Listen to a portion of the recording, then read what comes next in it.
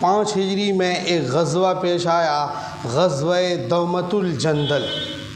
غزوہ دومۃ الجندل کسے کہتے ہیں؟ غزوہ تو بتا دیا ہے میں نے آپ لوگوں کو شروع میں ہی، پھر بتا دیتا ہوں۔ جس لڑائی میں حضور نے بنفس نفیس شرکت کری اس لڑائی کا نام غزوہ ہوتا ہے۔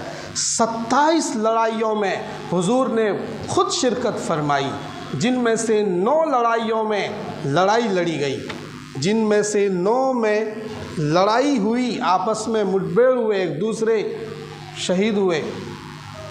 27 میں حضور نے شرکت فرمائی، 27 میں سے 9 میں لڑائی کی نوبت آئی، 27 میں سے 9 میں لڑائی کی نوبت آئی۔ یہ غزوہ دومۃ الجندل سنو، اس میں بھی لڑائی نہیں ہو پائی تھی۔ روم کے حدود میں، روم کی حکومت کے انڈر میں ایک جگہ، ایک شہر تھا جس کا نام تھا دومۃ الجندل، اور یہ ہے کہاں پر؟ یہ سیریا سے ملا ہوا ہے، سیریا کے سرحد پر، روم کے انڈر میں، اس ٹائم رومن امپائر کے انڈر میں آتا تھا یہ، سیریا کے سرحد پر دومۃ الجندل ایک شہر تھا۔ یہاں کیوں لڑائی ہوئی؟ اس دومۃ الجندل کو ڈاکوؤں اور لٹیروں نے مرکز بنا رکھا تھا۔ اس زمانے کے جتنے ڈاکو اور لٹیرے ہوتے تھے وہ سب دومۃ الجندل میں جا کر پناہ لیتے تھے، اور وہاں سے وہ سیریا سے جو تجارت کا قافلہ آتا تھا اسے لوٹتے تھے۔ اب چونکہ مسلمان پاورفل تھے، ان لٹیروں اور ڈاکوؤں سے لوہا لینے کی صلاحیت کسی قوم میں اس ٹائم نہیں تھی۔ جب مسلمان تجارت کے لیے شام آنے لگے اور ان کے بھی کہیں ایک قافلوں کو ڈاکوؤں نے لوٹا دومۃ الجندل سے، ادھر سے ہی راستہ تھا گزرتے ہوئے، جب دومۃ الجندل کے ڈاکوؤں نے لوٹنا شروع کیا تو حضور کا کان کھڑا ہوا کہ ان ڈاکوؤں کی جماعت کو کچلنا ضروری ہے تاکہ پورے علاقے میں امن پیدا ہو جائے۔ یہ مرکز بنا ہوا تھا ڈاکوؤں کا۔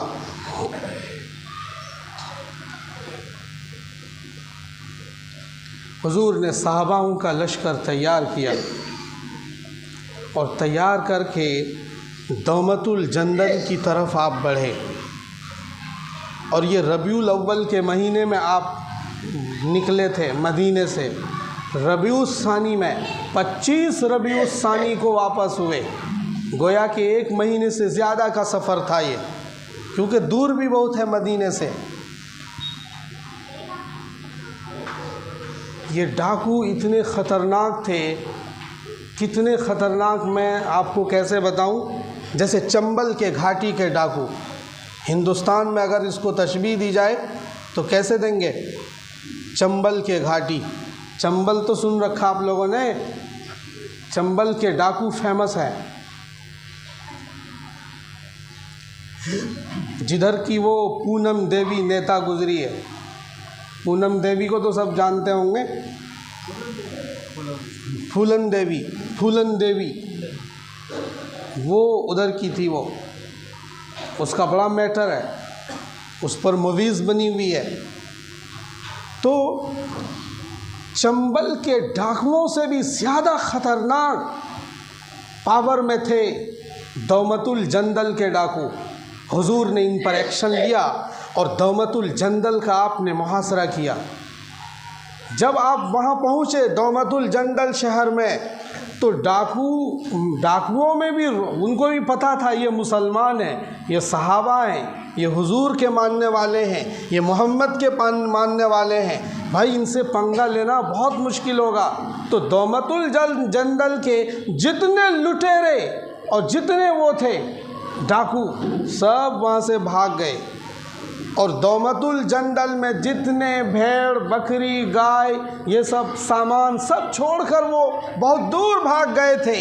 اتنے دور بھاگے کہ حضور نے دومۃ الجندل سے چھوٹے چھوٹے دستے 20-20 صحاباؤں کا لشکر بنا کر آس پاس کے ایریوں میں گھوڑ سواروں کے ذریعے گشت کرایا کہ دیکھو ان ڈاکوؤں کو ڈھونڈو، ان سے انتقام لینا ہے۔ آج سے پورے اس سرحد پر اور اس سیریا سے لے کر مدینے تک کوئی ڈاکو نظر نہیں آنا چاہیے، لیکن کہیں یہ نظر نہیں آئے، پتہ نہیں کہاں چھپ گئے تھے، اور اس ایریے کو یہ خالی کر چکے تھے بہت پہلے۔ اس غزوے میں بھی لڑائی تو نہیں ہوئی، لیکن مسلمانوں کو اس غزوے میں دومت الجندل کی ساری بکریاں، سارے بھیڑ، سارے گائے مال غنیمت کے طور پر ملے، اور مجاہدین اور غازیوں کے بیچ وہ تقسیم ہوا اور بڑا منافع ہوا صحاباؤں کو۔ آج میں بس 3 غزووں کی ڈیٹیل بتا رہا تھا آپ کو۔ ایک غزوہ بنی نذیر، مدینے سے یہودیوں کو ان کے قتل کرنے کی پلاننگ کی وجہ سے، حضور صلی اللہ علیہ وسلم کو وہ قتل کرنا چاہتے تھے، اس پلاننگ کی وجہ سے مدینے سے بھگایا گیا۔ دوسرا میں نے بتایا، دوسرا غزوہ 4 ہجری کا غزوہ بدر صغریٰ، اور تیسرا میں نے بتایا غزوہ دومت الجندل۔ در حقیقت غزوہ دومت الجندل کسی حکومت سے نہیں ٹکرایا گیا تھا، بلکہ ڈاکوؤں اور لٹیروں سے انتقام لینا تھا۔ ان تینوں غزووں سے نمٹنے کے بعد ایک اور غزوہ پیش آتا ہے، اب وقت نہیں، اگلے جمعے کو اس پر انشاءاللہ تبصرہ کریں گے۔ اسی سیریا اور سرحد، جہاں ابھی فلسطین پر اسرائیلی لوگ ظلم ڈھا رہے ہیں، یہ بڑا ظلم کر رہے ہیں۔ بہت سے مسلمانوں کے اندر غلط فہمی ہے کہ یہ تو یہودیوں کی جگہ ہے، یہ مسلمانوں کی جگہ ہے۔ 1500 سال تک مسلمانوں نے یہاں حکومت کا نظام چلایا ہے۔ ایک دوسرا یہ کہ جب حال میں خلافت عثمانیہ چل رہی تھی تو عثمانی خلافت کے دور میں فلسطین کے اندر زمین کی خرید و فروخت ممنوع کر دی تھی۔ جیسے کشمیر میں کوئی اور زمین نہیں خرید سکتا، کشمیری خرید سکتے ہیں، لیکن فلسطین کی زمین فلسطینی بھی نہیں خرید سکتے تھے۔ وہ ساری زمین حکومت کی تھی، وہ سب لوگ وہاں کانٹریکٹ بیس پہ رہتے تھے، اور کانٹریکٹ اس طرح سے کرتے تھے کہ ان کو یہ کہا جاتا تھا، ایک معاہدہ تحریری طے ہوتا تھا کہ آپ یہاں رہو، آپ کو یہاں کبھی یہاں سے نکالا نہیں جائے گا، لیکن اس زمین کو آپ بیچ نہیں سکتے ہیں۔ تو وہ زمین اور اس کی چابی، وہ گھر، وہ خلافت عثمانیہ کی حکومت وہاں کے آدمی کو دے دیتی تھی، اور اس طرح سے فلسطینی وہاں رہتے تھے۔ سارے فلسطینی تھے، صرف 3% یہودی رہتے تھے وہاں، اور وہ بھی اسی طرح کانٹریکٹ بیس پہ رہتے تھے۔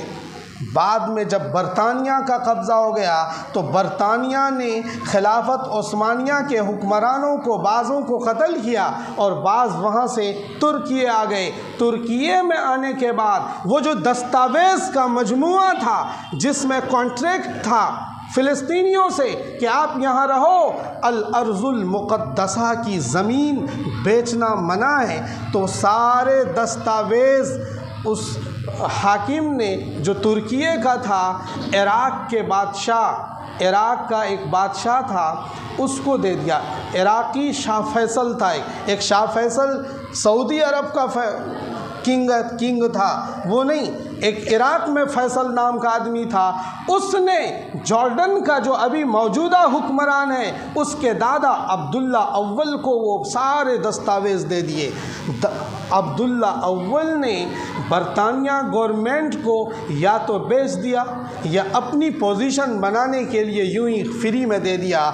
اب بعد میں پھر برطانیہ گورنمنٹ نے اس کو یہودیوں کو بیچنا شروع کر دیا، اور یہ ہوا پھیلائی گئی کہ فلسطینیوں نے یہودیوں کو زمین بیچی ہے۔ در حقیقت جب ہم اس کی گہرائی میں جاتے ہیں تو زمین فلسطینیوں نے نہیں بیچی تھی، اس لیے کہ خلافت عثمانیہ کی طرف سے الارض المقدسہ کی زمین بیچنا ممنوع تھا۔ یہ بات بھی ہمیں سمجھنے کے لیے ضروری تھی۔